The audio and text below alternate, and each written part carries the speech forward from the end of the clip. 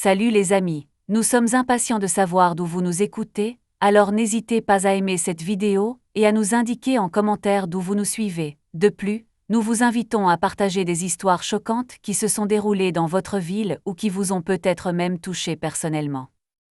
Abonnez-vous, car la prochaine histoire pourrait bien concerner votre ville ou même un drame personnel. Plongeons maintenant dans un autre récit captivant. Vous écoutez la suite d'une histoire.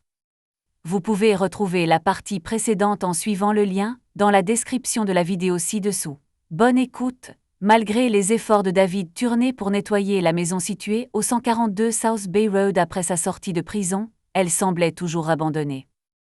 Une année passée, sous le coup de la suspicion du meurtre de Laura Turney, sa femme présumée disparue ou plus probablement décédée, avait transformé la maison en un monument mélancolique à leur bonheur familial passé.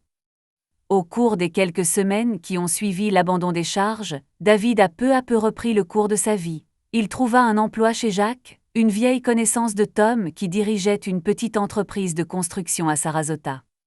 Ce ne fut pas facile. Ses collègues le regardaient de travers, se souvenant des articles de presse à scandale parus un an auparavant, qui décrivaient Turney comme le mari qui a assassiné sa femme pour toucher l'assurance ou un psychopathe agressif en quête de vengeance. Bien que le tribunal l'ait officiellement innocenté, on se fie rarement plus aux documents qu'à ses propres craintes et rumeurs. Tom, le seul ami de David qui ne l'ait pas abandonné, venait le voir presque tous les jours. Parfois, il s'asseyait sur la véranda avec une bière, évoquant le bon vieux temps, leurs vacances aux Bahamas avec Laura, leur projet d'enfant. Ces conversations s'achevaient immanquablement sur un silence gênant. Le sujet de Laura était douloureux pour David, aussi vif et incurable qu'une plaie fraîche. Ce soir-là, à son retour d'un voyage d'affaires à Naples, David était dans un tout autre état. Il fit irruption dans la maison, ôtant ses chaussures sans même les enlever à l'entrée et claquant la porte si fort que les cadres de verre tremblèrent. Une expression anxieuse se lisait sur son visage, un mélange de confusion, d'excitation et d'une sorte de feu fou qui brûlait dans ses yeux.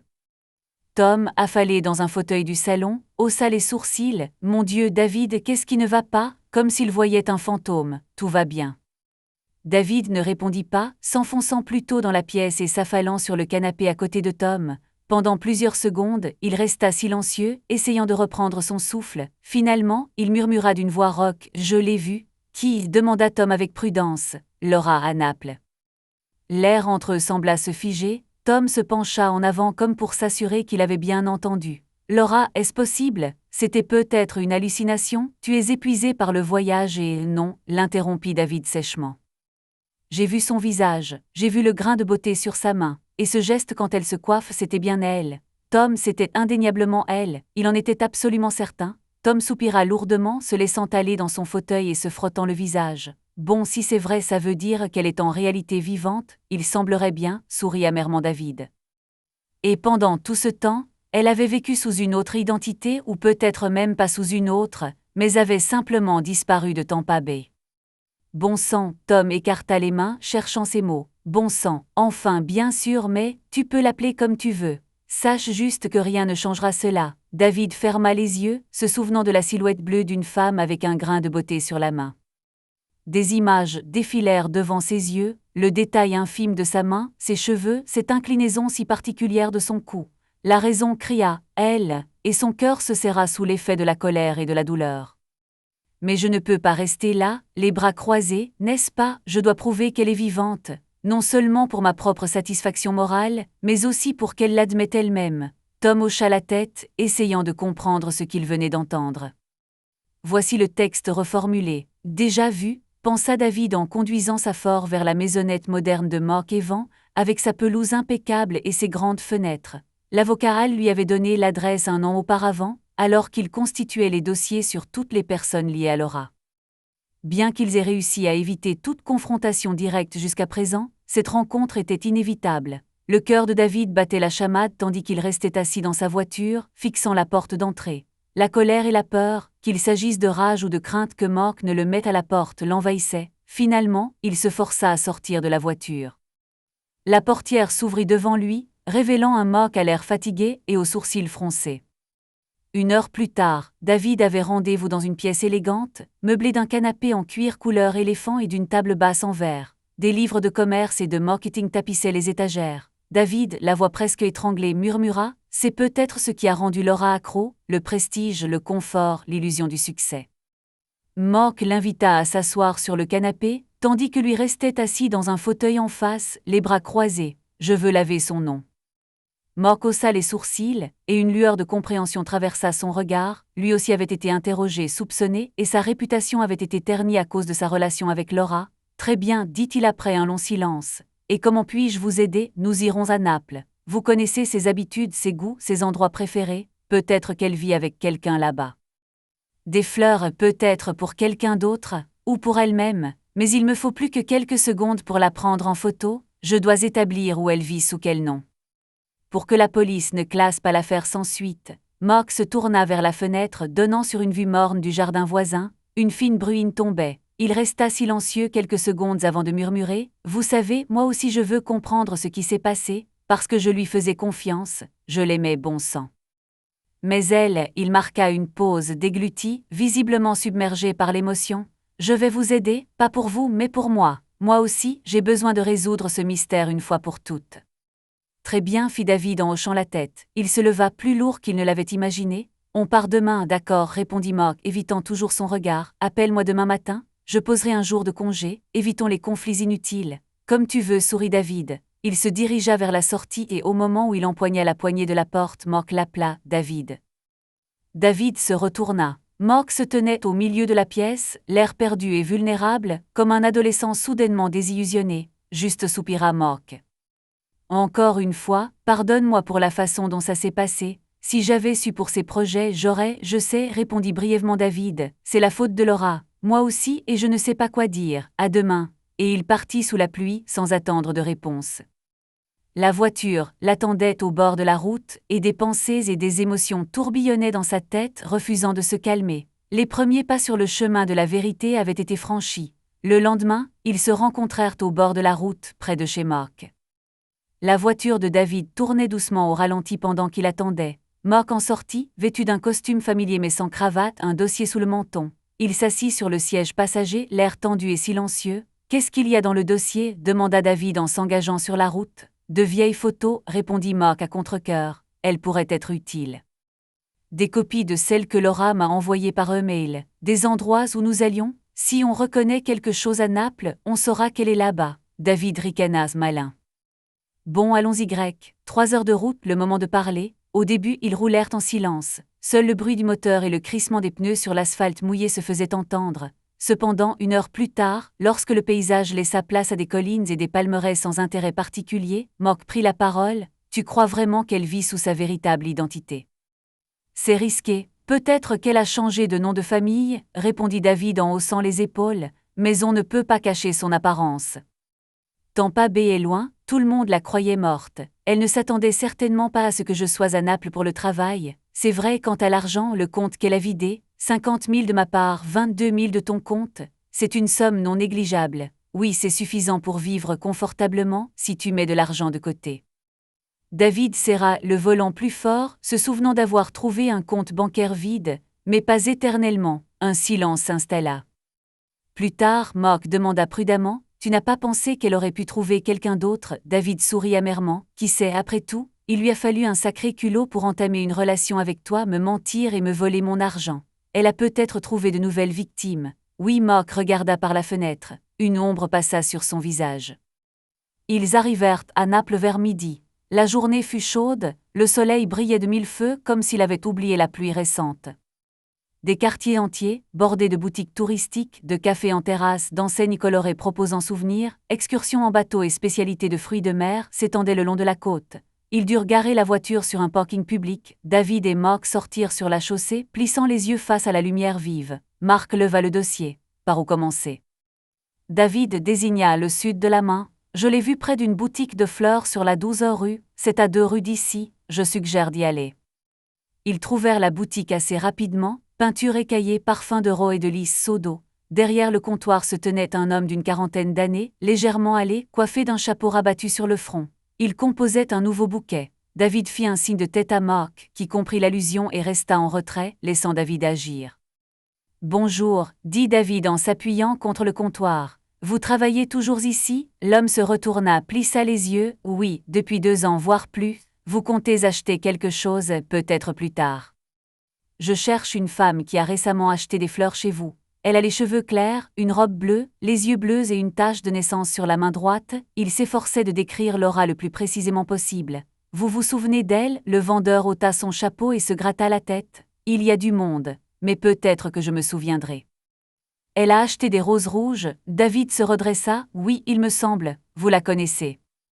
Le vendeur fronça les sourcils, essayant de se concentrer. Elle est venue plusieurs fois, surtout le soir. Je me suis dit qu'elle aurait peut-être besoin de fleurs pour la soirée. Mais bon, chacun ses goûts. Je lui ai demandé si c'était un rendez-vous, mais elle a juste souri. On a échangé quelques mots. Elle m'a dit qu'elle habitait près de la plage et qu'elle louait une maison avec une autre femme. Son amie s'appelle quelque chose comme Sarah ou Sarah. Le cœur de David rata un battement. Sarah. La même Sarah qui était l'amie de Laura, avec qui il travaillait dans le même bureau. Il savait qu'ils déjeunaient parfois ensemble, mais il ne pensait pas que Sarah puisse être impliquée dans cette histoire. Sarah, demanda-t-il, essayant de garder son calme. Vous êtes sûr? Je n'en suis pas certain, mais ça y ressemblait. Qu'est-ce qui ne va pas? Rien, tout va bien, dit David en esquissant un sourire. Merci pour l'information, j'achèterai peut-être des roses chez vous plus tard. Allez voir par vous-même. Le vendeur haussa les épaules et retourna à ses fleurs. David s'éloigna rapidement de la boutique de fleurs, faisant signe à Mork de le rejoindre. Après avoir entendu cela, Mork soupira et grimaça. Sarah, zut! Je me souviens d'elle, c'était une blonde qui travaillait comme responsable clientèle au bureau de Laura. Tu crois qu'ils vivent ensemble? D'après le vendeur, oui. David fronça les sourcils, essayant de comprendre pourquoi Sarah était là aussi. Peut-être qu'ils sont amis, qu'ils rendent service à Laura. Ou quelque chose de plus bien que Laura parle rarement de Sarah. Elle ne m'a pas parlé non plus, n'est-ce pas? Mork sourit nerveusement. C'est une bonne idée, mais ça reste étrange. Sarah n'avait pas l'air d'être du genre à avoir une liaison l'année dernière. Enfin, David haussa les épaules. Qui va éclaircir tout ça? Très bien, décida Mork. Ce vendeur a dit qu'il louait une maison près de la plage. Il y a plusieurs rues près de la plage où l'on loue des maisons pour de longs séjours. Allons les trouver. On pourra peut-être parler aux propriétaires. Ils devraient absolument savoir qui sont leurs locataires pour une longue période, David acquiesça. Il se déplaçait maintenant avec détermination, passant d'un panneau à louer à l'autre, demandant aux agents immobiliers et aux voisins si une femme aux cheveux clairs et son amie Sarah louaient une maison dans le quartier. Heureusement, ils n'eurent pas à chercher longtemps. Quelques agents les regardèrent d'un air absent et haussèrent simplement les épaules. Dans une petite rue de galets menant directement à la plage de sable blanc, ils rencontrèrent Anthony, le propriétaire de 2 maisons. C'était un homme mince, vêtu d'une chemise à motif hawaïen. Il les écouta avec un intérêt évident. Les cheveux clairs, je suis sûr qu'elle est ici. Il fronça les sourcils et écarta les papiers du contrat. J'ai 2 femmes qui louent la maison la plus proche de la plage. L'une est blonde et petite, l'autre brune, si je me souviens bien, mais je ne me souviens plus de leur nom. Laissez-moi juste vérifier les documents. David et Mork échangèrent un regard. 2 femmes, ça correspond. Anthony sortit un dossier et feuilleta les papiers. Voici le contrat de location signé par Sarah Mill. Il désigna une ligne du doigt. La deuxième personne est mentionnée comme son invité, mais sans plus de précision. Ils ont emménagé il y a 10 mois. Il y a 10 mois. Cela correspond presque à la disparition de Laura, remarqua David. Intérieurement, il sentit une tension monter. Il avait l'impression que le puzzle prenait forme. Vous n'avez pas de photo d'elle? Demanda Mork avec prudence. Anthony acquiesça. Non, mais je peux les décrire. Sarah est de taille moyenne, les cheveux mi-longs et porte souvent des tailleurs. L'autre femme est également de taille moyenne, avec des cheveux légèrement plus longs et une tache de naissance sur la main. Elle est calme et réservée. Son nom était quelque chose comme Lorraine? Peut-être. Lorraine, remplacer Laura par Lorraine n'est pas une ruse, mais peut être suffisante pour tromper les voisins qui ne font pas attention aux détails. David sentit son sang s'emballer. Pourriez-vous nous donner l'adresse exacte? Demanda-t-il aussi poliment que possible. Vous comprenez l'importance de cela? Nous devons les retrouver pour des raisons personnelles. Anthony fronça les sourcils hésitant, mais Mork sortit aussitôt une carte de visite. Nous ne sommes pas policiers, nous nous occupons juste d'une affaire personnelle. Si besoin, et nous pouvons prendre en charge tout préjudice moral causé par la divulgation d'informations personnelles. L'homme acquiesça. Eh bien, il n'y a rien de secret dans le contrat. Ils n'ont pas demandé de confidentialité particulière. L'adresse est la 14 rue, maison numéro 22. Il y a une maisonnette jaune au bord de l'eau. Merci, dit David, manquant de perdre l'équilibre, mais il parvint à ajouter: Nous apprécions votre aide. Ils se dirent rapidement au revoir, laissant Anthony, l'air un peu déconcerté dans sa chemise hawaïenne. Une fois à distance raisonnable, David s'arrêta, reprit son souffle et regarda Mark. Il semblerait que nous l'ayons trouvé. La maisonnette jaune de la 14 rue. Mark serra les poings, mais son visage exprimait plus une détermination douloureuse que de la colère. Et maintenant, on entre par effraction? Tu es fou, David acquiesça. Juridiquement parlant, ce ne serait pas correct. Il nous faut une raison valable et un mandat ne ferait pas de mal non plus. Mais je veux être sûr que c'est bien elle. Si je la vois de mes propres yeux, je peux appeler Rita, et elles pourront alors agir officiellement. Très bien, soupira Mark. On fera ça. On s'approchera et on observera. Si on la voit, on prendra des photos, au moins, on aura des preuves, David acquiesça. Ils se dirigèrent vers la 14 rue, où la brise marine salée apportait un parfum frais et vivifiant, et où le doux grondement des vagues emplissait l'air. L'agitation de la ville semblait avoir disparu, la rue était presque déserte. De modestes maisons aux vérandas en bois, aux jardins bien entretenus et aux petites cours s'alignaient le long du chemin sablonneux. Le sable marin crissait sous leurs pas, dispersé par le vent sur l'asphalte. Enfin, ils aperçurent la maison jaune numéro 22. Elle paraissait accueillante, une porte blanche, des vérandas, un étroit chemin de coquillages menant à un petit porche. Les fenêtres étaient fermées par des rideaux, rendant difficile de savoir si quelqu'un était à l'intérieur. « Allons derrière ce grand buisson », suggéra David en désignant un hibiscus imposant en face de la maison. De là, on voit la porte, attendons. Bizarre, marmonna Mark, mais il les suivit tout de même. On se croirait dans un polar de série Z. Ils se cachèrent derrière le buisson, essayant de ne pas attirer l'attention des rares passants. Au bout d'une heure environ, le soleil était haut et la sueur perlait sur leur front. Le vent portait le bruit des vagues. David commençait à se dire que personne ne sortirait quand soudain la porte du chalet s'ouvrit. Son cœur s'emballa, il se raidit, fixant la silhouette sur le perron. C'était Sarah. La même, la collègue de Laura, avec ses boucles blondes courtes légèrement ébouriffées par la brise marine, s'avança sur le perron et s'adossa, comme si quelqu'un était resté longtemps à l'intérieur. Elle portait un simple short et un t-shirt, le regard perdu dans ses pensées. Un fin bracelet ornait son poignet. « Merde, c'est elle », murmura David, Sarah du bureau. Alors le vendeur ne mentait pas, conclut Mark d'un ton sombre. Mais où est Laura? Sarah fit demi-tour pour rentrer, mais une autre silhouette apparut sur le perron. Une femme en robe légère, aux longs cheveux blonds, un peu plus longs qu'avant. Il n'y avait aucun doute, c'était Laura, mais rien n'était aussi choquant que ce qui suivit. Laura tenait délicatement un petit enfant dans son autre main. De par sa taille et la façon dont il bougeait ses mains, il semblait avoir environ 1 an, un peu plus. Mais qu'est-ce que c'est que ça? Mark eut un hoquet de surprise, et David eut l'impression qu'une bombe avait explosé en lui. Sous le choc, il faillit bondir mais se retint. Laura souriait en ajustant son panama sur la tête de la fillette. De loin, on voyait bien que la petite fille semblait savoir marcher, elle tapotait du pied sur le perron, tenant la main de sa mère. Sarah se pencha vers l'enfant, embrassa tendrement sa joue potelée et lui murmura des mots doux. La petite fille gloussa. David ne pouvait détacher son regard de cette scène. Le choc et la stupéfaction le paralysaient, un enfant avec Laura et Sarah, mais si l'enfant avait environ 1 an, elle devait être née peu après la disparition de Laura. Le cœur de David battait si fort qu'il en résonnait dans ses oreilles. Se pourrait-il, elle a accouché de, balbutia-t-il. Mon Dieu, murmura Mark. Et qui est le père? David fut submergé par un tourbillon d'émotions. Colère, jalousie, douleur, choc, tout se mêlait. En quelques secondes, sa vie avait de nouveau basculé. Laura, que l'on croyait disparue ou morte, vivait paisiblement ici avec son amie et avait un enfant. Prenant une profonde inspiration, ils prirent plusieurs photos, David tenant toujours le téléphone d'une main tremblante, Mark l'aidant à positionner l'appareil pour que l'on puisse voir à la fois l'enfant et Laura. Puis Laura et Sarah entrèrent dans la maison, refermant la porte derrière elles. Le faible cri de la petite fille se fit encore entendre un instant avant de s'éteindre. « Tu vas bien ?» demanda Mark avec précaution lorsque David raccrocha. « Je ne sais pas » murmura David en se couvrant les yeux, sa gorge se serra. « Il semblerait que cet enfant soit de l'un de nous, Mark. Si on calcule le temps, il s'avère qu'elle était enceinte avant la disparition de Laura. » Mark grimaça et passa une main dans ses cheveux. « Que le diable l'emporte, je ne savais pas qu'elle était enceinte, et il n'y avait certainement rien de prévu avec moi. » « Alors peut-être que c'est le tien, ça pourrait être n'importe quoi, » répondit David avec amertume. « Mais maintenant, je veux que la police s'en mêle. Elle nous a volé de l'argent, elle nous a trompés tous les deux et elle a caché un enfant, c'est inadmissible. »« D'accord, acquiesça Mark, on a des photos, appelons Rita. » David se leva essayant de se calmer, tout l'intérieur le suppliait de faire irruption dans cette maison, d'attraper Laura par la main et de crier « Comment as-tu pu ?» Mais il savait que ce serait enfreindre la loi et s'incriminer, il fallait passer par la police officiellement. Après tout, il y avait maintenant des preuves irréfutables que Laura n'était pas une victime de meurtre, mais une fugitive et une escroc qui avait dérobé une grosse somme d'argent. Et de plus, elle avait un enfant. Cela donnait une toute nouvelle dimension à l'affaire. Ils s'éloignèrent lentement de la rue, en essayant de ne pas se retourner.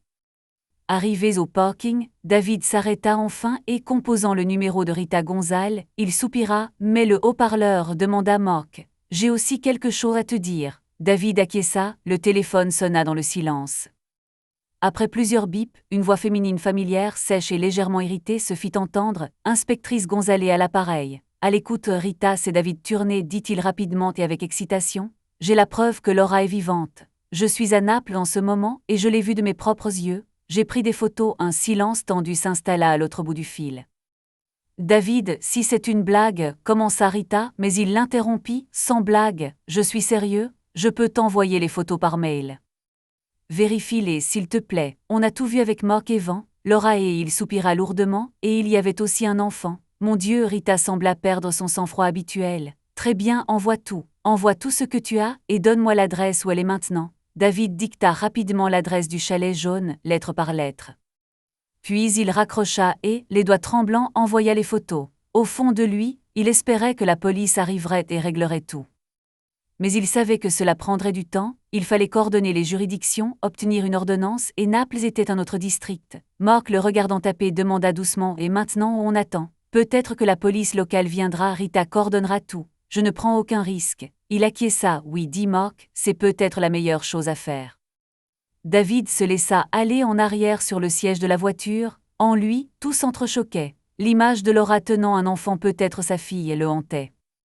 Si la petite avait effectivement environ 15 mois, elle devait être née en décembre 2024. Or, Laura avait disparu en mars. Cela signifiait qu'elle était déjà enceinte de 3 ou 4 mois lorsqu'elle s'était enfuie. Se pouvait-il qu'elle le sache et qu'elle ait voulu disparaître intentionnellement, en faisant croire à tout le monde que son mari l'avait tuée?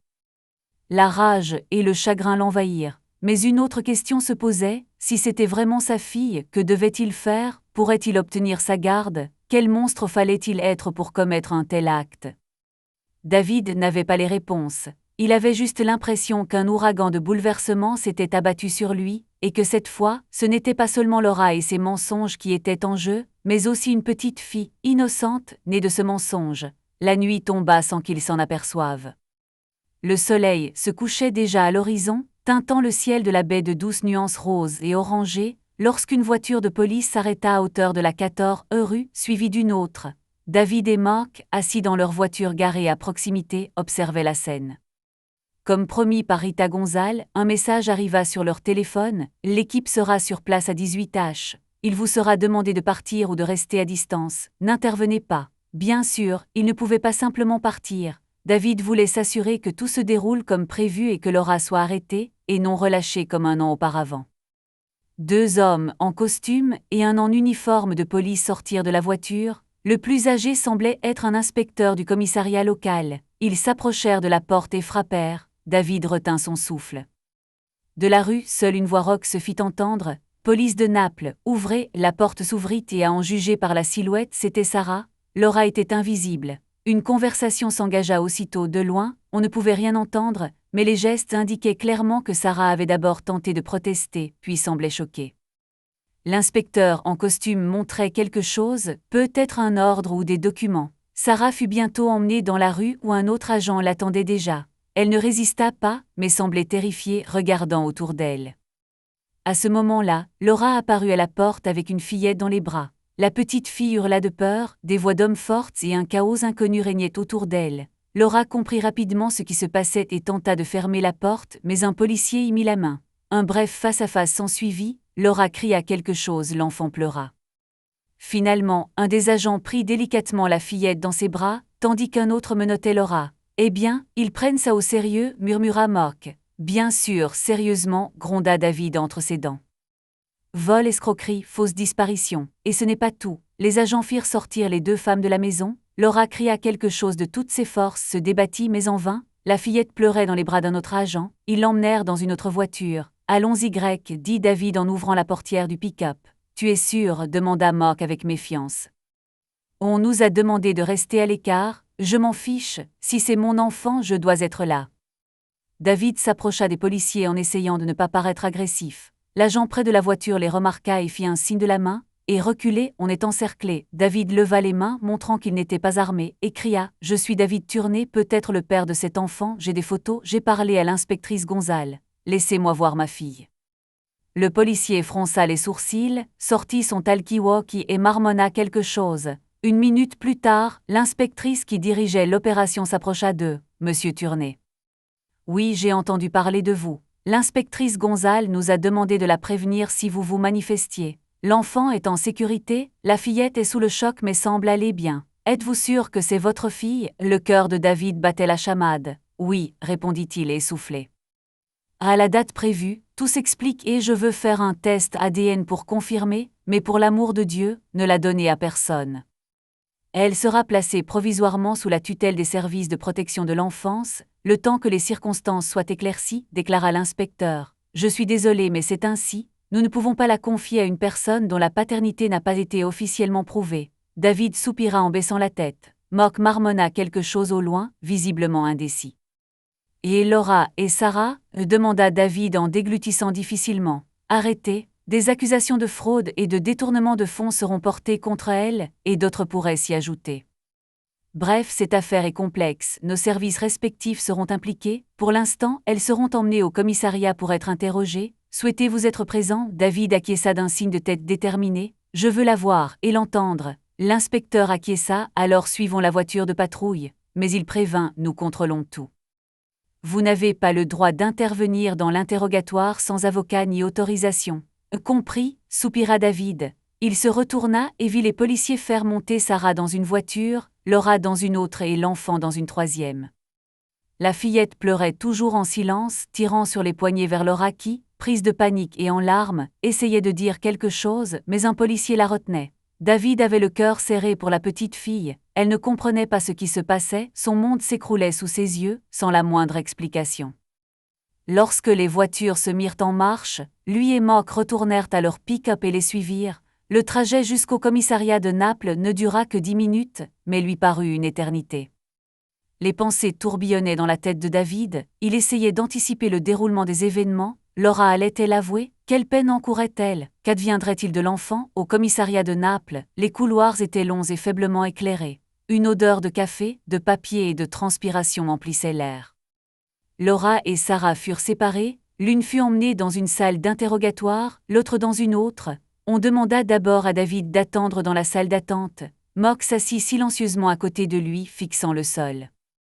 Au bout d'un moment, le même inspecteur réapparut. « Monsieur Turnay, nous pouvons vous inviter à interroger Laura si vous le souhaitez. Mais attention, vous n'avez aucun statut légal, vous êtes partie lésée dans cette affaire de détournement de fonds, mais il y a un autre aspect. Si elle accepte de parler en votre présence, je vous en prie, répondit David. Je le veux.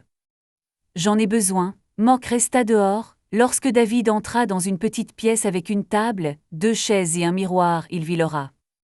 Assise, les bras croisés sur la poitrine, les cheveux en désordre, les yeux rougis par les larmes, elle n'avait plus de menottes aux poignets, mais les marques rouges étaient encore visibles. À l'arrivée de David, elle tressaillit, comme si elle voyait un fantôme. « David » murmura-t-elle. « Bonjour, Laura » répondit-il calmement, bien qu'à l'intérieur ce fût le chaos. L'inspecteur s'assit à côté de lui et alluma le dictaphone. « Très bien, madame ou mademoiselle Turnay ?» Il sourit au dossier. Votre nom de famille, d'après les documents, est toujours Turnay, si l'on exclut le contrat de location où vous êtes enregistré sous le nom de Lorraine, il semble y avoir une incohérence. Laura pinça les lèvres et détourna le regard. Nous sommes heureux que vous ayez accepté la présence de M. Turnay, poursuivit l'inspecteur. Je pense qu'il a lui aussi des questions. Commençons par le commencement, vous avez disparu pendant des mois. Il y a 1 an, votre mari a été accusé de votre meurtre. Comment expliquez-vous cela? Elle ne répondit pas. Elle se mordit simplement la lèvre, comme pour retenir un flot de paroles. Laura, dit David en s'efforçant de garder son calme. J'ai passé près d'1 an en prison avant d'être finalement acquitté. Tout le monde pensait que je vous avais tué. Pourquoi? Ce n'est pas si simple, halta-t-elle, le visage déformé par l'émotion. Vous saviez que je l'aurais fait si vous m'aviez écouté. David éleva la voix, mais se reprit, se rappelant qu'il ne voulait pas perdre le contrôle. À propos de quoi? Tu m'as raconté comment tu as détourné nos économies communes et les as dissimulées, Comment tu as pris de l'argent à Mock en lui racontant des histoires à dormir debout sur un mari violent? Comment tu as eu un enfant sans jamais me le dire? Laura tressaillit et croisa les bras. Raide, j'avais peur. Je pensais que si tu découvrais que j'étais enceinte, tu ne me demanderais pas le divorce ni ne me ferais chanter. Quoi? David ne put se retenir et frappa du poing sur la table. Tu plaisantes, je n'étais même pas au courant de la grossesse, si je l'avais su, j'aurais d'autant plus essayé de sauver la famille. Est-ce que je t'ai jamais levé la main dessus? Elle resta silencieuse, incapable de trouver les mots. Le détective soupira. Et pourtant, Madame Turney, vous avez disparu intentionnellement, simulant votre disparition, et peut-être même votre meurtre. C'est une accusation grave, détournement de fonds sur le compte, sans parler de l'argent de M. Evan, je ne voulais pas, commença Laura. Dès le début, je voulais juste partir, tu comprends, je suis tombée amoureuse d'une autre femme, et nous voulions être ensemble. Sarah, demanda le détective d'un ton égal, celle que nous avons également arrêtée. Laura hocha nerveusement la tête en tordant le poignet de sa manche. Oui, tout a commencé avant que je ne rencontre Mark. Il était tellement amoureux de moi et m'a proposé son aide. J'en ai profité, oui, c'était ignoble peut-être, mais je n'avais pas le choix. Je pensais que David ne me laisserait jamais partir, qu'il serait furieux, vu son tempérament impulsif. David soupira. Impulsif, je ne t'ai jamais touché, et quand tu as commencé à sortir avec Mark, je n'ai même pas protesté, je voulais juste divorcer à l'amiable. Pourquoi m'as-tu transformé en monstre? Parce que j'avais peur, s'écria Laura en hurlant. Peur que si tu découvrais la vérité, que j'aime une femme, que je vais prendre notre argent et vivre avec elle, tu ne me laisses pas tranquille. Je savais que tu avais engagé un détective, que tu me suivais, j'avais besoin de disparaître pour pouvoir accoucher sereinement. Sarah m'aime aussi, glissa Laura. On voulait une vraie famille, et on a décidé de dire que c'était un don de sperme ou quelque chose comme ça, quand Emma, répéta David comme pour tâter le sujet, née en décembre 2024. Juste après ma disparition, j'étais enceinte de 4 mois quand je suis partie, nous vivions ici à Naples, nous étions heureux, voilà comment ça se passe. David baissa les yeux, sentant la colère monter en lui. Alors, tout ça pour avoir fui avec Sarah et l'enfant a vécu ici tout ce temps, il a grandi croyant avoir une mère et 2 mères, précisa froidement Laura. Comment as-tu pu? La voix de David se brisa en un murmure. C'est mon enfant. Je rêvais d'enfant, tu le savais, Laura ne répondit pas. Le détective, qui les suivait, commenta doucement, et il semble y avoir suffisamment d'éléments pour renvoyer l'affaire devant un tribunal pour plusieurs chefs d'accusation. Madame Turney, il serait sage d'envisager de plaider coupable, et Sarah demanda David, elle était complice et elle a accepté de s'enfuir avec moi, acquiesça Laura d'un air sombre, mais c'était surtout mon idée, elle m'aimait, pas simplement, corrigea sévèrement le détective, elle vous a aidé à cacher l'enfant, participant sciemment à une escroquerie. Nous avons déjà recueilli son témoignage. Laura, impuissante, étendit les bras, les larmes aux yeux. Je m'excuse, David. Si cela peut te soulager, sache que je ne voulais pas que tu ailles en prison.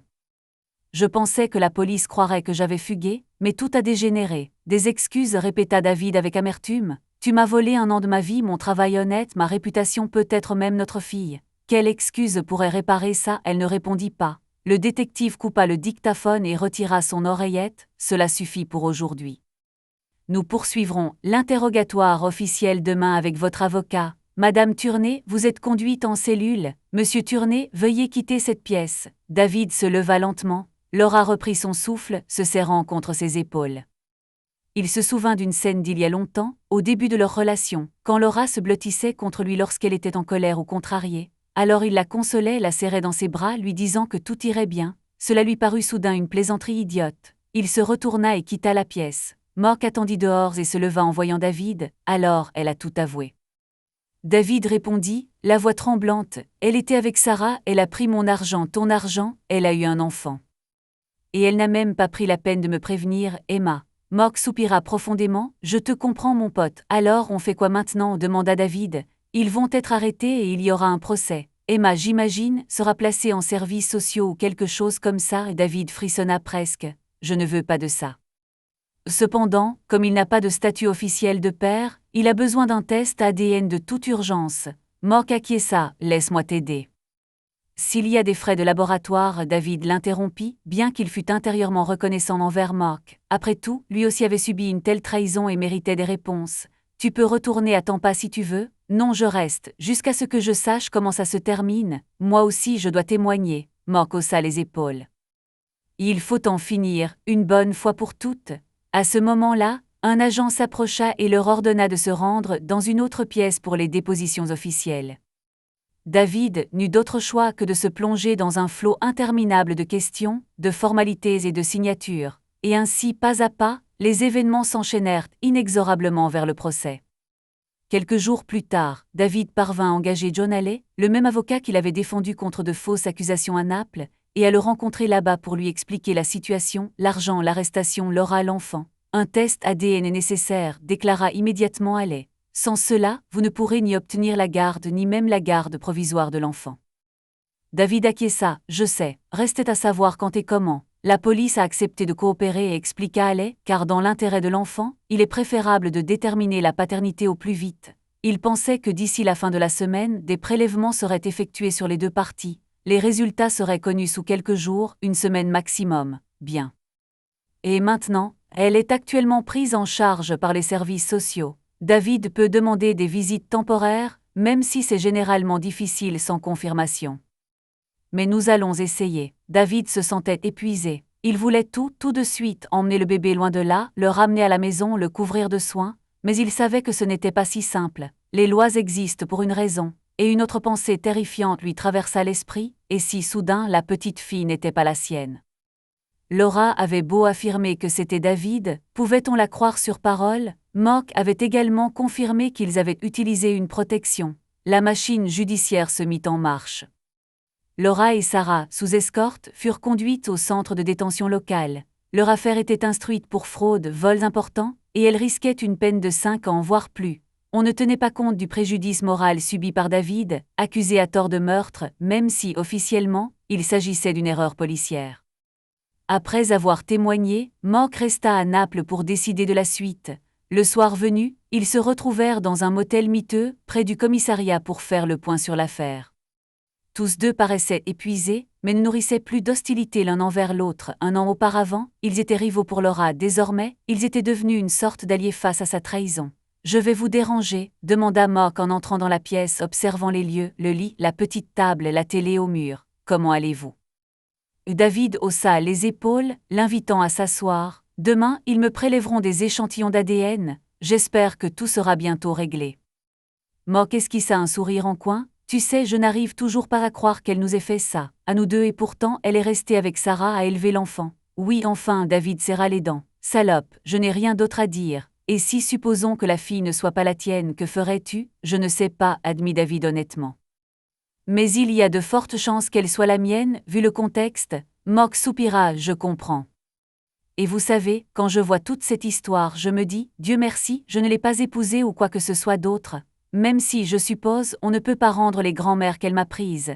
Avec de bons avocats, peut-être qu'on en récupérera une partie, se corrigea David. Il y a des documents, des traductions, ses aveux. Mais il est peu probable que la totalité soit rendue. Ils restèrent tous deux silencieux, perdus dans leurs pensées.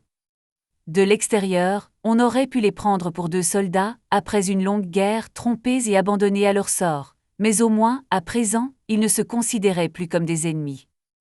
Le lendemain, au commissariat de Naples, un agent conduisit David dans une petite armoire médicale où un homme de petite taille, vêtu d'une blouse blanche et spécialisé dans les prélèvements génétiques pour la criminalistique, l'attendait déjà. « Ouvrez grand la bouche » demanda-t-il poliment en prenant un coton-tige.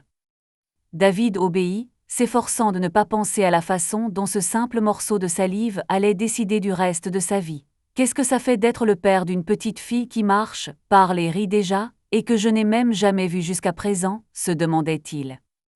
Le médecin mit le coton-tige dans une enveloppe, la signa, puis fit un signe de tête à l'agent. « Il nous faut maintenant un échantillon sur l'enfant. »« On y va, oui, » murmura David d'une voix rauque, le cœur battant la chamade.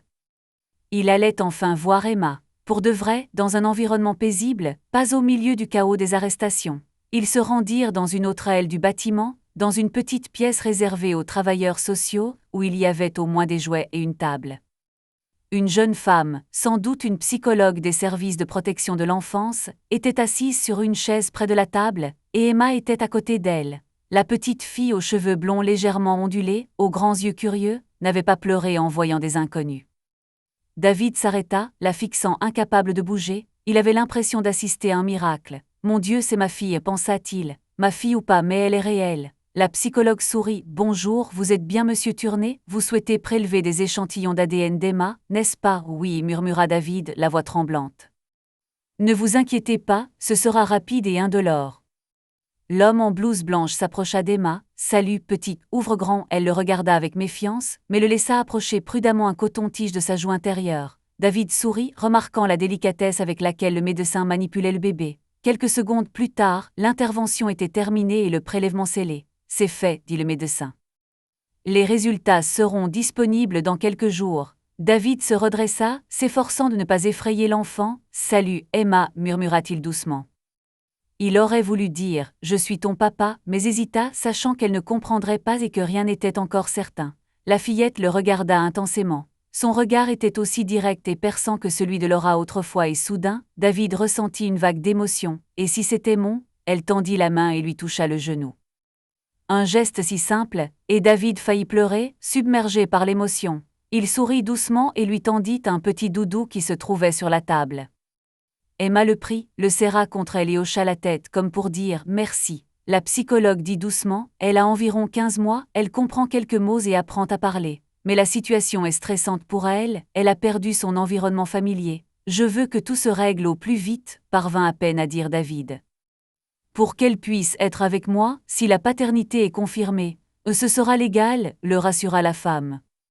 Si vous êtes le père, la garde vous sera accordée, mais il y aura des formalités à accomplir, des cours de parentalité, une visite à domicile. Ce sont des procédures standards. David acquiesça. Bien sûr, dit-il en se levant. C'était difficile de partir, il était trop attiré par Emma. Mais l'agent le regardait déjà, lui faisant comprendre qu'il était temps de partir. Le cœur de David se serra lorsqu'il se retourna sur le seuil et remarqua qu'Emma avait détourné le regard, replongeant dans son jouet. Peut-être ne se souviendrait-elle pas de lui. Mais pour David, ces 2 minutes passées avec l'enfant avaient déjà bouleversé son monde. Les jours suivants furent marqués par une angoisse profonde. David faisait la navette entre Naples et Tampa Bay, passant de temps à autre chez Tom qui demandait invariablement « Alors, tu as eu les résultats des tests ?»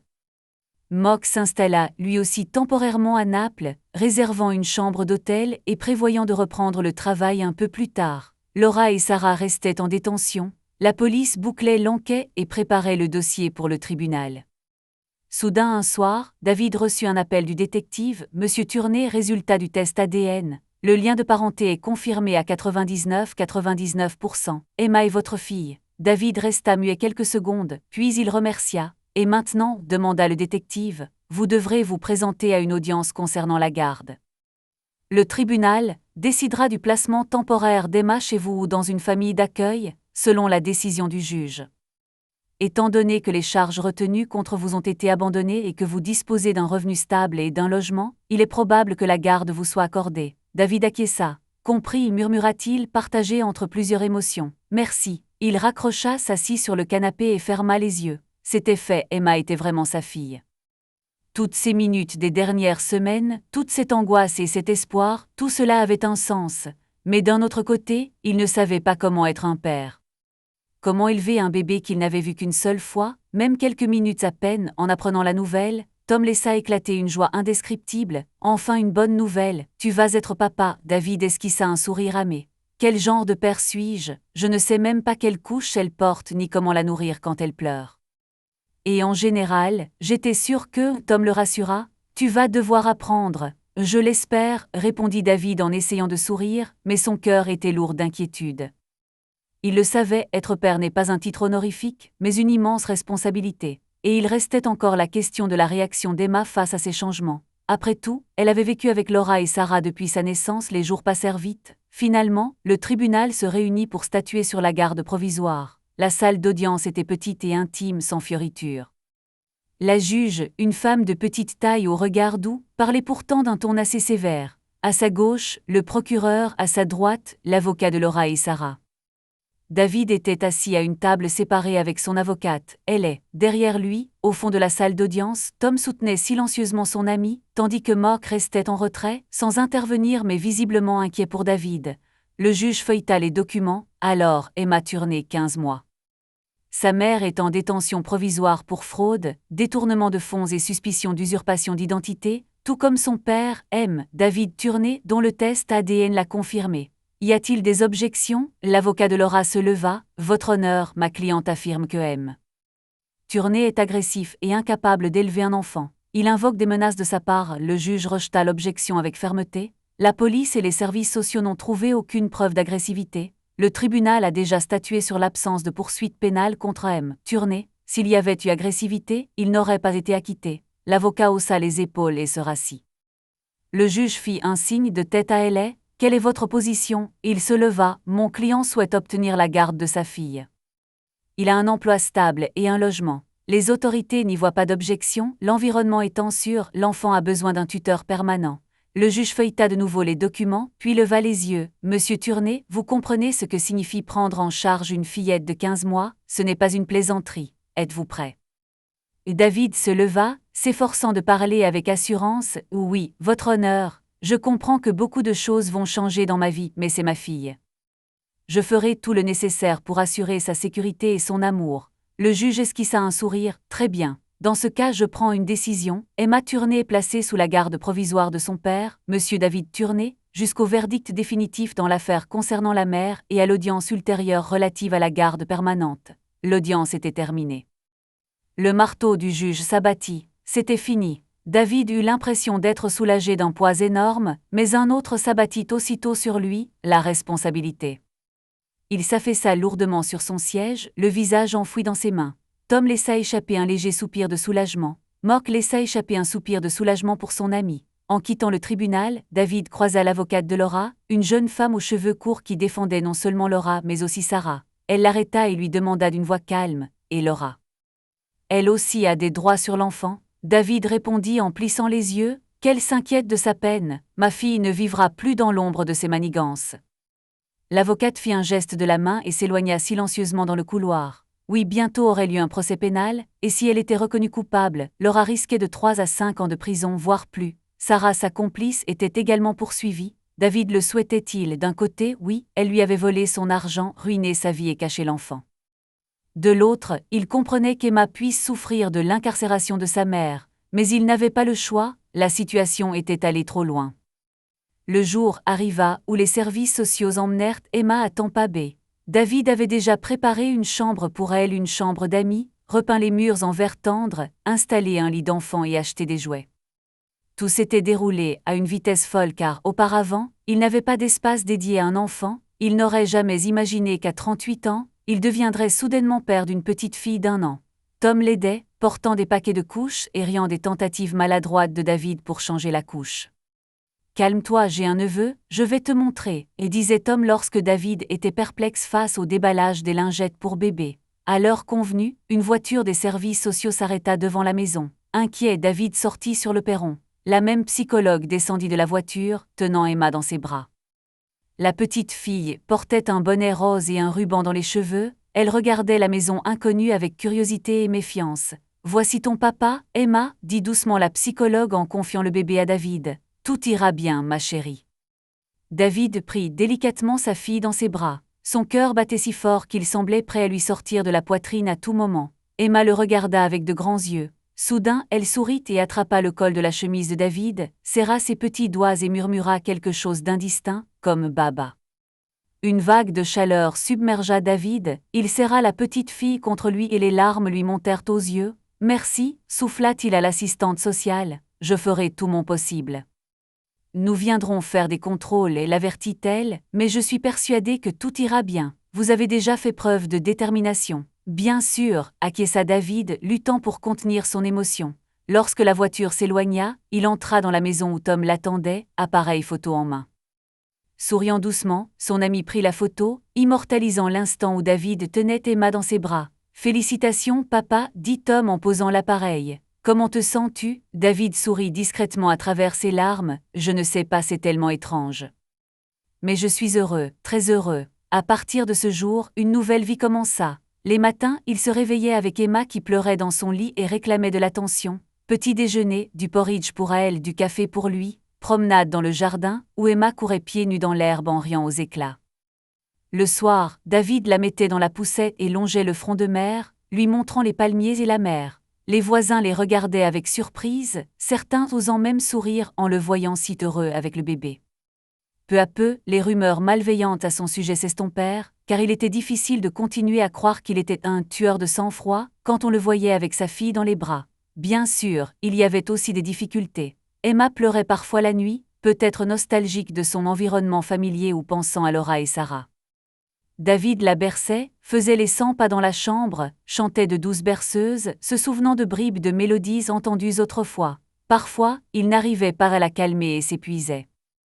Mais même à ces instants-là, en contemplant les joues potelées et les grands yeux d'Emma, il ressentit une joie étrange. « Je suis responsable d'elle, je suis son père, enfin je ne suis plus seul. » Tom était d'une grande aide, il préparait les petits déjeuners et promenait Emma lorsque David devait s'occuper de ses affaires. Jacques de Sarasota, l'employeur d'Emma, s'est montré très arrangeant, proposant des solutions de télétravail temporaire et des horaires flexibles le temps que David s'adapte à son nouveau rôle de père. Un jour, Mark est venu lui rendre visite, les bras chargés d'un cadeau, une peluche grandeur nature qui a presque effrayé Emma par sa taille. Elle l'a touché avec précaution, puis a éclaté de rire en réalisant qu'il ne s'agissait pas d'un monstre vivant. « Je ne sais pas à quoi sert cette machine », a plaisanté David en riant, « mais merci. » « Je voulais juste faire un geste gentil », a répondu Mark un peu gêné en haussant les épaules. « Au fait, tu as bonne mine. »« Merci, j'essaie », a répondu David. « Tu as repris le travail ?»« Oui, j'essaie de rattraper le temps perdu. » La direction était mécontente de sa longue absence, mais il n'y avait pas d'autre solution. Il allait rembourser ses dettes et mettre de l'argent de côté. Il envisageait même de porter plainte contre Laura pour récupérer une partie de l'argent. « Je pense que tu seras indemnisé si elle est condamnée et qu'il lui reste des biens, » a acquiescé David. Tous ses comptes, y compris celui-ci, ont été gelés. « Oui, » répondit Mark en regardant Emma, qui examinait attentivement le jouet. « Au fait, je suis content que tout aille bien pour toi, c'est une fin heureuse. »« Merci, » sourit David. Ils échangèrent une brève poignée de main, et Mark partit indiquant clairement qu'il n'interviendrait pas. 2 semaines plus tard, le procès de Laura et Sarah commença. Accusations, vol qualifié, escroquerie, faux et usage de faux, fausses déclarations auprès de certains organismes, et possiblement association de malfaiteurs. Laura et Sarah furent amenées au tribunal menotté, chacune accompagnée de son avocat. La salle d'audience était plus grande que lors de l'audience concernant la garde des enfants, des journalistes occupaient une partie du public. L'affaire était très médiatisée, car l'histoire de l'épouse disparue qui a refait surface 1 an plus tard et a trompé tout le monde, était particulièrement scandaleuse. Le procureur présenta des preuves, relevés bancaires, témoignages d'un détective concernant une visite sur une jetée, aveu de Laura, transcription d'interrogatoire. La défense tenta d'atténuer la culpabilité en affirmant que Laura était dans un état psychologique difficile et craignait son mari. Cependant, le juge, après avoir entendu les témoignages, David prit la parole séparément, Mark restant insensible. Les accusés avaient prémédité un détournement de fonds, déclara le procureur, et M. Turney n'a exercé aucune violence, aucun dossier médical ni aucune plainte ne furent présentés. Sarah reconnut partiellement sa culpabilité, expliquant qu'elle avait aidé sa bien-aimée, ignorant la gravité du crime. L'avocat de Laura tenta également d'influencer le tribunal en évoquant des circonstances émotionnelles complexes, mais ni le jury ni le juge ne manifestèrent de compassion. David regarda Laura, assise dans la salle d'audience, les yeux embués de larmes, et ne ressentit plus ni l'amour ni la douleur d'antan. Seule une froide compréhension subsistait, elle avait fait ce choix. Sarah, assise à proximité, paraissait abattue et évitait le regard de Laura. Il semblait que leur amour s'était lui aussi effondré lorsque l'argent fut épuisé et que de véritables problèmes commencèrent. Après plusieurs jours de délibération, le jury déclara les 2 coupables. Le juge, résumant le verdict, déclara, compte tenu des circonstances, du montant des fonds détournés, de la fraude délibérée commise à l'encontre de plusieurs personnes, et notamment du préjudice grave porté à la réputation de M. Turney et de Mark Evan, Laura Turney et Sarah Mills sont condamnées chacune à 5 ans de prison, avec possibilité de libération conditionnelle après 3 ans au plus tôt. Le verdict fut prononcé, les documents furent signés, Laura pleura, Sarah fixait le vide, les journalistes prenaient des notes. David, assis au fond de la salle d'audience, ressentit un soulagement inhabituel mais sans joie. Tout était enfin terminé, et il allait pouvoir vivre sans Laura, sans ses terribles secrets et ses soupçons. La vraie vie, aussi difficile fût-elle, avec sa fille commençait. 1 mois après le verdict, David s'était déjà suffisamment adapté à son rôle de père pour pouvoir préparer du porridge d'une main tout en tenant Emma de l'autre afin qu'elle ne tombe pas de sa chaise. La petite fille s'était bien adaptée à sa nouvelle maison, elle avait appris à sourire à Tom, à lui caresser les joues irritées de ses petites mains, à ramper avec aisance sur le tapis. Parfois, elle pleurait la nuit, visiblement nostalgique de Laura, malgré le fait qu'elle soit sa mère. David avait du mal à l'admettre, mais il n'essayait pas de la monter contre sa mère, il la prenait simplement dans ses bras, la berçait en disant « Papa est là, tout va bien ». Un matin, en soulevant Emma de son lit, elle murmura soudain « Papa ». Il lui sembla qu'elle avait déjà émis quelques sons, mais là c'était clair. David s'arrêta incrédule. « Qu'as-tu dit, Emma » demanda-t-il. Elle le regarda avec des yeux brillants et répéta « Papa ». Une douce chaleur envahit le cœur de David. Il serra le petit corps contre lui, le cœur débordant d'amour et de bonheur, un bonheur qui lui avait tant manqué pendant cette année de souffrance. « Oui, ma chérie, je suis ton papa », dit-il, les larmes aux yeux. « Et je serai toujours là. » 10 ans passèrent sans qu'on s'en aperçoive. En ce matin ensoleillé de Tampa Bay, une douce brise marine agitait les palmes qui entouraient le vaste jardin du 142 South Bay Road.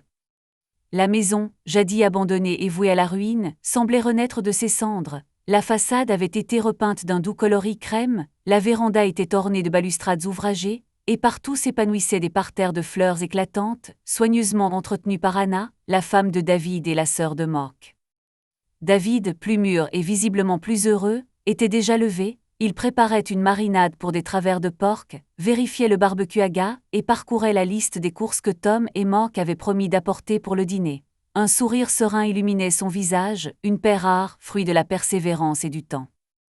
En contemplant le jardin, il se souvint un instant des difficultés rencontrées au début. Mais les drames du passé étaient désormais derrière lui, sa famille était sa seule priorité. Presque 4 ans de mariage avec Anna, la sœur de Mark. Un jour, Anna vint rendre visite à David avec son frère pour le soutenir. Dès lors, une amitié se noua entre eux, qui se transforma de façon inattendue en sentiment amoureux. Pendant un temps, Anna hésita, les nombreuses complications qui pesaient sur David, ainsi que le passé de son frère avec Laura l'inquiétaient quelque peu. Mais le temps fit son œuvre. « Où est mon maillot de bain, Emma ?» lança joyeusement Emma, qui avait couru sur le perron, une serviette à la main. À 11 ans, Emma avait bien grandi, et David reconnaissait en elle des traits hérités de lui et de Laura. Ses grands yeux bleus et ses cheveux clairs étaient restés les mêmes, et une petite touffe de poils était apparue sur son nez, qu'elle s'efforçait obstinément de dissimuler sous de la crème. « Au 2e étage, dans l'armoire », répondit David avec un sourire. « N'oublie pas tes sandales, le soleil tape fort et le sol du jardin est brûlant. » « D'accord, » rit Emma avant de rentrer dans la maison, prétextant avoir peur de se transformer en saucisse grillée. David la regarda partir un instant, songeant à la vitesse à laquelle le temps passe. Il lui semblait que c'était hier qu'il changeait des couches et berçait un bébé qui pleurait. Maintenant, Emma plaisante, rit, parle de ses projets de vacances et se prépare à entrer au collège. Derrière la clôture, on entendit un moteur. Sur l'étroite route menant à la maison, apparut le pick-up de Tom, une vieille camionnette qu'il n'avait jamais changée pour un modèle plus récent, affirmant qu'un vieux cheval ne fait pas d'ornière. La portière s'ouvrit et Tom, qui avait beaucoup changé en 10 ans mais conservait toujours son ironie dans le regard, sortit de la voiture, un sac de légumes frais à la main. « Et mon pote ?»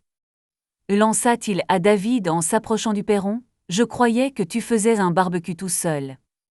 Regarde ce que j'ai apporté, du maïs, des courgettes, des poivrons, on va les faire sauter avec la viande. »« Parfait, » dit David en prenant le paquet. « Je pensais justement à l'accompagnement. » Tom soupira théâtralement et leva les yeux au ciel. « Alors, tu veux encore me refiler tout ce bazar ? » « Puisque tu me considères comme ton meilleur ami, » David rit doucement, « je sais que tu adores quand c'est la pagaille autour de toi. » Tom sourit, « Oui, j'adore ça, mais encore plus quand on est tous ensemble. »« Au fait, Mark arrive bientôt, » confirma David. « Il devrait arriver d'une minute à l'autre, » répondit-il avec une chaleur particulière dans la voix. Au fil des ans, leur relation avec Mark avait évolué, passant de complications complexes à une amitié. Bien sûr, au début ce n'était pas facile, les vieilles blessures, la gêne et les déceptions étaient encore présentes, mais le fait que David ait fini par épouser Anna avait créé une sorte de pont entre eux. Les familles commencèrent à se voir plus souvent, et le passé, où tous deux avaient été trompés par Laura, s'estompa peu à peu. Emma était revenue avec son matériel et s'empressait de placer les jouets gonflables dans la piscine. Non loin de là, Anna vérifiait que la piscine était suffisamment remplie pour que l'enfant ne craigne pas d'en mettre partout dans le jardin. David, chéri, as-tu apporté la pompe à air du débarras demanda-t-elle à son mari. Bien sûr, répondit David en faisant signe à Tom de l'aider. Donne-lui un coup de pompe 2 ou 3 fois, et vérifions aussi si la valve fonctionne bien. Pendant qu'il s'occupait de la pompe, Anna les regardait en souriant. Elle portait une robe à fleurs et de simples sandales, une barrette papillon, achetée dans une boutique de souvenirs aux Bahamas, là où ils avaient passé leur lune de miel avec David ornait ses cheveux.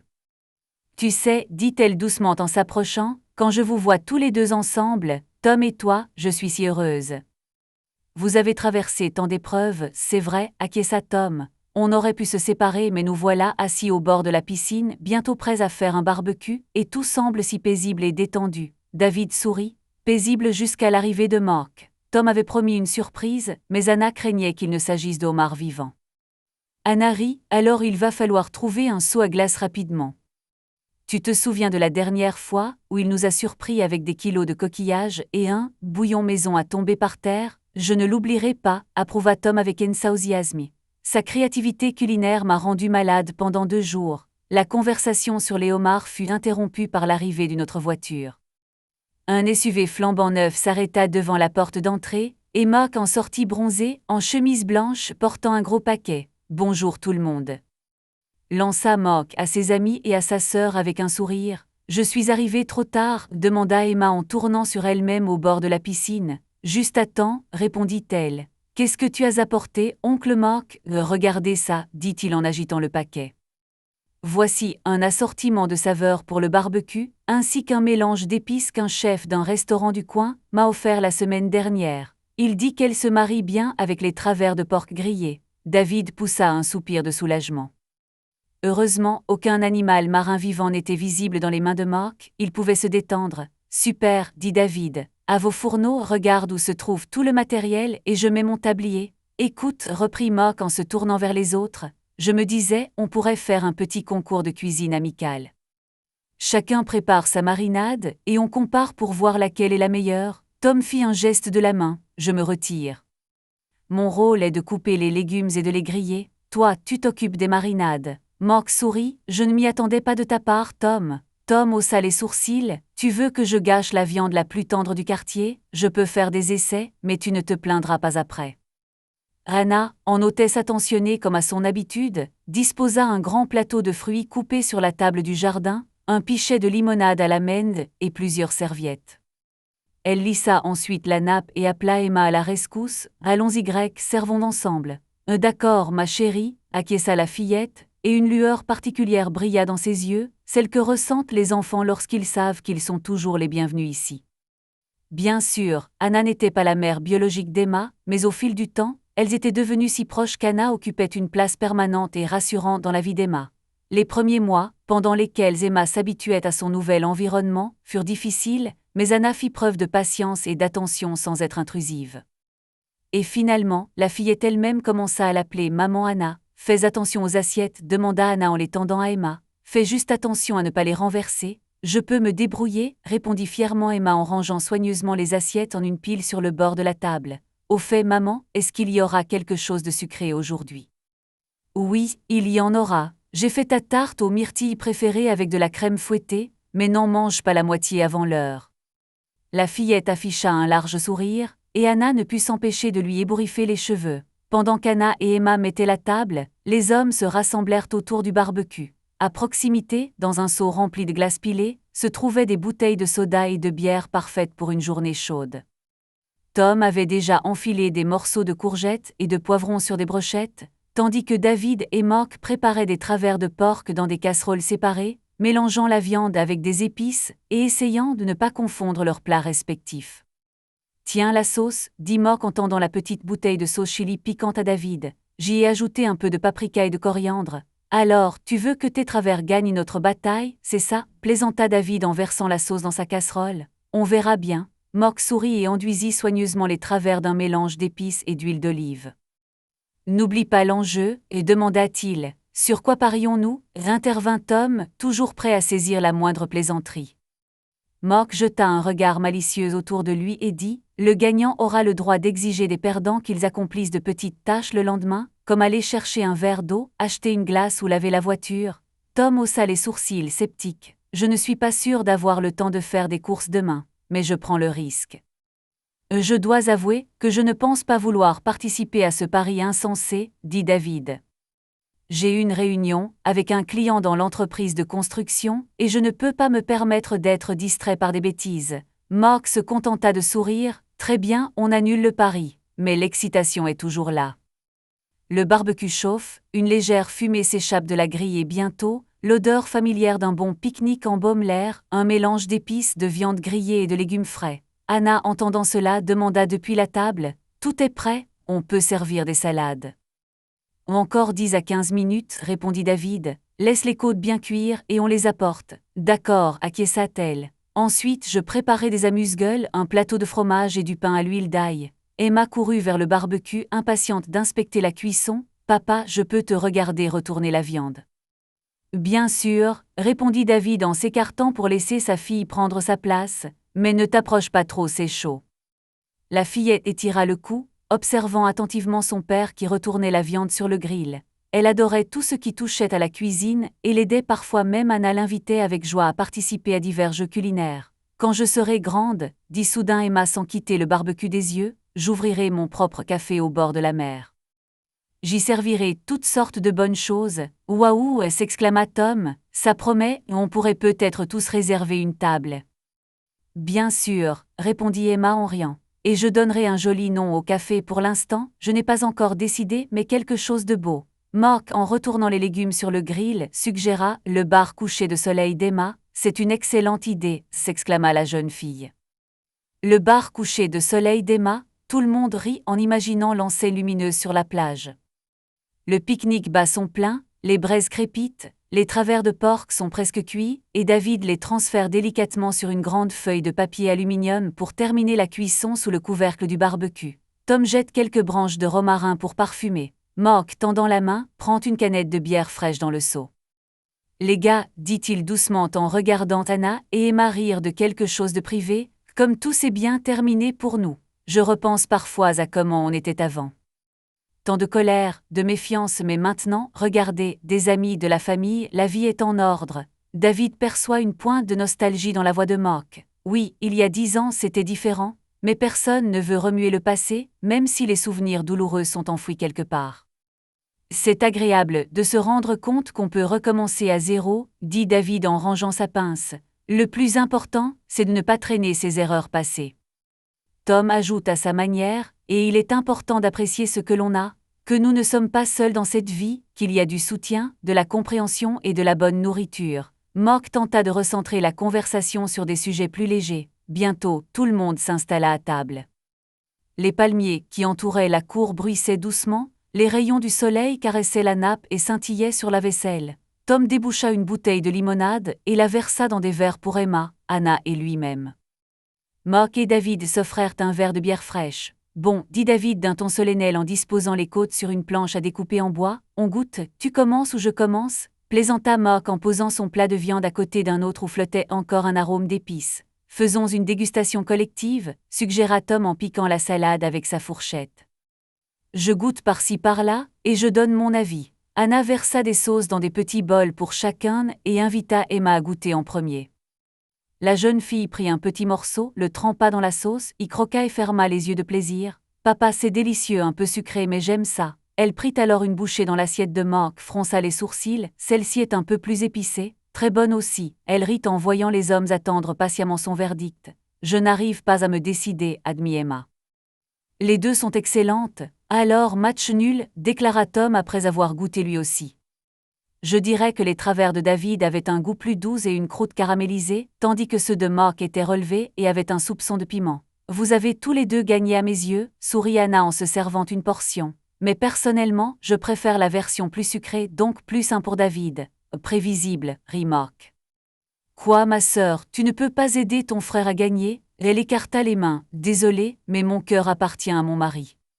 C'est ainsi que, dans une ambiance joyeuse et décontractée, les convives savourèrent leur repas.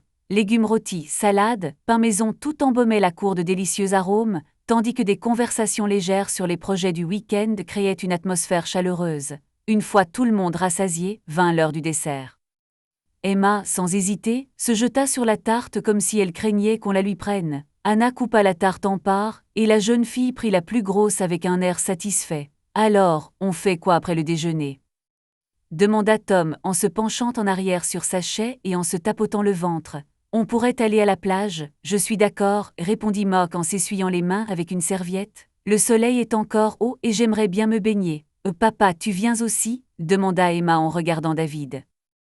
Il sourit. Si je dis oui, il faudra que je te tienne à flot parce que tu vas forcément vouloir plonger. Je non, protesta la jeune fille. Je sais nager. Non, bien sûr que je sais, répondit David en riant. Bon, allons-y grec, je dois juste ranger un peu et on pourra partir. Et je vais me changer, dit Anna. J'aurai peut-être envie de nager aussi.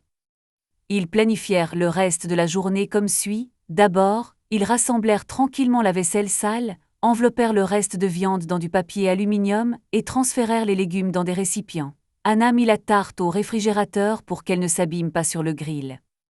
Emma prit un balai et aida à ramasser les miettes sur la nappe et la table, car elle avait été éduquée à l'autonomie et à l'ordre à la maison. Tom s'occupait de nettoyer le grill entre deux tâches, nettoyant méticuleusement les grilles de tous les résidus carbonisés pour ne pas remettre cela plus tard, qui sait s'ils en auraient envie ce soir-là. Quel barbecue! Commenta-t-il en s'essuyant le front. Heureusement qu'il y a la piscine, on peut se jeter à l'eau à tout moment. Bien sûr, approuva Mock. Je suis prêt à y aller tout de suite. Attendez, rit David en vérifiant que tous les pots d'épices étaient bien fermés. Il faut encore qu'on aille à la plage, elle n'est qu'à quelques rues. Dis, qui a une voiture assez grande pour tout le monde, demanda Tom. Ma camionnette peut accueillir 4 personnes, mais ce sera serré, répondit-il. J'ai un SUV plus spacieux, proposa Mock. Allons-y ensemble, et la camionnette peut rester ici, c'est ce qu'ils décidèrent. Une fois tout en ordre, le groupe se changea en maillot de bain léger et quitta la cour accueillante. David vérifia que la maison était bien fermée à clé et prit les clés du SUV de Mock, plaisantant. Je ne lui confierai pas le volant après qu'il ait failli s'enliser sur la plage une fois. Tu plaisantes, protesta Mock en laissant Anna monter dans la voiture. Et pour cette fois où je t'ai sauvé avec un tracteur, ajouta Tom, alors il vaut mieux que David conduise. Le trajet jusqu'à la plage dura une dizaine de minutes. Les rues de Tampa Bay ne semblaient plus aussi désertes qu'il y a 10 ans. La ville se développait peu à peu. De nouveaux cafés, des aires de jeux pour enfants et de jolis bancs à l'ombre des arbres faisaient leur apparition. Cependant, les vieilles maisons du front de mer aux toits de tuiles rouges étaient toujours là. Une atmosphère paisible et unique régnait toujours au bord de la baie.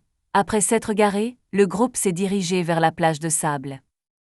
Des vagues chaudes déferlaient sur le rivage, le soleil éclatant se reflétait sur l'eau et une légère brise portait l'odeur salée des algues. Emma, apercevant une large étendue de sable, ôta rapidement ses sandales et courut vers les vagues. « Fais attention » lui cria David, mais elle fit un geste de la main pour le rassurer. « Ça va. » Anna, souriante, étendit une couverture sur le sable, prit de la crème solaire et commença à s'en enduire les épaules en prévenant « Ne vous exposez pas trop au soleil, les gars, il fait très chaud aujourd'hui. »« Ne t'inquiète pas, ma peau y est habituée » déclara Tom avec assurance en enlevant son t-shirt. « Mais un peu de crème solaire ne fera pas de mal. »« Je vais t'en mettre tout de suite » proposa Anna. « Sids-toi. » Tom s'assit docilement et tendit les mains, et Anna, en riant, commença à étaler la crème. « Regarde-moi » intervint Mock.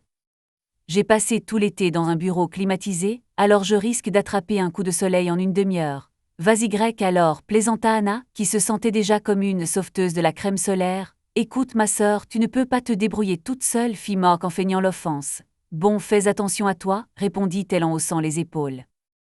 David regardait Emma barboter sans crainte dans l'eau, sautant avec enthousiasme sur les vagues. Il entra prudemment dans l'eau peu profonde, ressentant une agréable fraîcheur et une sensation de paix inattendue. La mer l'apaisait toujours, elle semblait emporter les dernières tensions et les soucis qui surgissaient inévitablement au quotidien. « Papa, viens plus loin » cria Emma pour l'inviter à s'approcher. David sourit et fit quelques pas de plus. Il restait néanmoins vigilant, sa fille nageait déjà avec assurance, mais il gardait toujours ses précautions. Soudain, à l'horizon, il aperçut un filet de beach volley installé par un habitant. « Et on essaie » proposa-t-il en regardant ses amis. « Pourquoi pas » s'exclama Tom, les épaules déjà détendues. « On dirait qu'il y a assez de monde pour jouer d'un côté. Tu viens avec nous » Anna demanda Mock en s'aspergeant d'eau. « Je ne suis pas très douée au volleyball » répondit-elle d'un ton hésitant. « Je crois que je vais plutôt prendre un coup de soleil et surveiller Emma. Je peux jouer à tour de rôle avec elle » suggéra Tom. tu joues avec David et Mark pendant qu'on court après le ballon. Mais soudain, Emma déclara « Non, je vais jouer, je sais servir. » Vraiment, David regarda sa fille avec curiosité. « D'accord, essayons. » Ils se séparèrent donc, Anna resta sous le parasol où se trouvaient des serviettes, des gourdes, des encas et des livres. Mark, David, Tom et Emma se dirigèrent vers le terrain de volley où 2 garçons du quartier venaient de tendre le filet. Une conversation amicale s'engagea, et les garçons proposèrent gentiment de former des équipes et de faire un petit match. Le ballon était vieux mais encore utilisable. Emma l'attrapa avec enthousiasme et le lança très haut, essayant d'impressionner. Mark plaisanta. « Attention, ne le laisse pas s'envoler. » Finalement, 2 équipes de 3 joueurs furent formées, Emma, David et un des garçons contre Tom, Mark et l'autre garçon. Le soleil tapait fort, mais l'adrénaline du jeu leur fit vite oublier la chaleur. Ils riaient en se passant la balle par-dessus le filet, commettant parfois des erreurs cocasses. Emma rit quand Mark tomba maladroitement sur le sable en essayant de rattraper la balle. « Je suis trop vieux pour ça », plaisanta Mark en se dépoussiérant. « T'es juste du plancton de bureau. » Le taquina Tom à voix basse pour ne vexer personne. Pendant ce temps, David remarqua fièrement qu'Emma servait bien, même si ses frappes étaient un peu faibles. Pour une enfant de 11 ans, c'était tout de même remarquable. « Bravo, t'es super », l'encouragea-t-il lorsqu'elle réussit à faire passer la balle par-dessus le filet et à marquer un point. « T'as vu ça » s'exclama Emma ravie. Je l'ai vu, sourit Tom, reconnaissant la défaite de son équipe. Le match s'acheva lorsque le soleil commença à décliner et que les joueurs, épuisés, n'eurent plus la force de courir sur le sable brûlant. Ils retournèrent à l'espace détente où Anna était assise. « Alors, les volleyeurs, comment avez-vous joué » demanda-t-elle en retirant ses larges lunettes de soleil. « On a gagné » Emma s'exclama en s'étalant sur la serviette à proximité. « On a fait 21h18. Félicitations, je suis impressionnée » sourit Anna. « On dirait que votre équipe avait de très bons joueurs. » Mark, grommelant à côté d'elle, marmonna « Eh bien, pas vraiment, on n'a juste pas eu de chance. »« Ouais, gloussa Tom, disons plutôt que tu as une crampe. »« C'est vrai, dit David en tapotant l'épaule de Mark. Toi aussi tu t'es bien débrouillé, l'important c'est qu'on se soit amusé. » Ils s'étendirent, sur des serviettes de plage, laissant la brise fraîche rafraîchir leur corps engourdis par la chaleur. Anna prit une bouteille d'eau et la distribua à chacun. « C'est exactement ce qu'il me fallait, dit Tom satisfait en vidant la bouteille d'un trait. Après une demi-heure de repos bien mérité, Emma proposa une dernière baignade pour se rincer du sable. Anna et Mark la rejoignirent, laissant Tom et David sur le rivage, absorbés par leur conversation et contemplant les vagues. « Écoutez, murmura Tom, c'est génial que tout soit comme ça. »« C'est un paradis, non ?»« Oui, tout à fait, répondit David avec satisfaction, en faisant tourner un petit galet plat entre ses doigts. Parfois, j'ai même peur de la façon dont tout s'est si bien déroulé, comme si je craignais que quelque chose ne vienne perturber la paix à tout moment. » Tom hocha la tête, compréhensif. « Oui, je ressens la même chose. Il faut juste accepter la réalité. Le temps passe, les gens changent. » David regarda Anna prendre la main d'Emma pour l'aider à nager un peu plus loin, tandis que Mark plongeait à proximité. « Tu sais, dit-il, elle m'a vraiment rendu heureux. Je ne pensais pas pouvoir faire autant confiance à quelqu'un après tout ce qui s'est passé. Je suis content pour toi, mon vieux, dit Tom en lui donnant une tape amicale sur l'épaule. L'important, c'est que tu ne te sois pas replié sur toi-même après ces moments difficiles. Eh bien, tu as aussi joué un rôle essentiel, répondit David avec sincérité. Sans ton soutien, quand je suis sorti de là, j'aurais pu m'effondrer. Bon, d'accord, fit Tom en haussant les épaules, comme s'il ne voulait pas accepter les compliments, mais dans l'ensemble, je suis content. Le soleil se couchait lentement sur la plage, et tout devenait plus beau, une douce lumière rose dorée baignait la mer, le ciel se parait de délicates teintes pastel. Mark et Anna gagnèrent le rivage en s'ébrouant. Emma, joyeuse et excitée, les rejoignit en courant et s'effondra littéralement sur la serviette. « Il commence à faire frais », remarqua Anna en enveloppant Emma dans une grande serviette. « Essuyons-nous, sinon on va geler. »« Il ne fait plus chaud », approuva Mark en ébouriffant ses cheveux mouillés. « C'est peut-être le moment de rentrer, oui. Il faut encore faire la vaisselle après le pique-nique, et on a tous des choses à faire demain, répondit David. « Je ne veux pas rentrer, protesta Emma avec emphase, mais tout le monde voyait bien qu'elle était fatiguée. « On peut revenir demain si on a encore de l'énergie, suggéra Tom. « Je travaille demain matin, dit Mark. »« Mais ce soir, c'est sûr, on verra bien, conclut David. Bon, on y va. » Le trajet du retour se déroula dans une ambiance chaleureuse.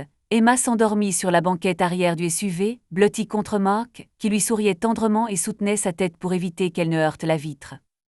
Tom était assis à l'avant, à côté de David, et racontait une anecdote amusante sur son nouveau collègue. Arrivé chez eux, sur South Bay Road, le soleil avait déjà disparu à l'horizon et le ciel était d'un violet profond. David porta délicatement sa fille endormie hors de la voiture, tandis qu'Anna allait ouvrir la portière. Tom et Mock rentrèrent discrètement les serviettes et les sacs restants. « Bonne nuit, les enfants, dit Tom sur le perron en partant. Je rentrerai sûrement, j'ai une livraison de matériaux de construction demain. » Comme toujours à courir partout, acquiesça Mock d'un air compréhensif. « Et moi aussi, je déménage, mes amis devraient venir d'Orlando. » Ils s'embrassèrent pour se dire au revoir et se promirent de s'appeler. Elle s'est enfuie et a trompé son mari et son amant en simulant sa propre mort. Tous la croyaient disparue à jamais, mais un an plus tard, elle réapparaît avec un bébé dans les bras. La question est maintenant, de qui est cet enfant? Son mari était persuadé de sa mort, son amant ignorait tout de sa grossesse. Qui est le père de cet enfant, et jusqu'où ira-t-elle pour dissimuler son terrible secret? Elle l'a trompé, s'est enfuie avec son enfant et a disparu. À présent, elle est en prison, et la fille qu'elle cachait l'appelle papa. Il l'a retrouvée, a percé son secret et couche maintenant avec la sœur de sa maîtresse. 1 an de prison pour un crime qu'il n'a pas commis. Un seul regard et la vérité a éclaté. Elle a simulé sa mort, lui a volé son avenir et a eu son enfant. À présent, elle est en prison et lui, il est enfin libre.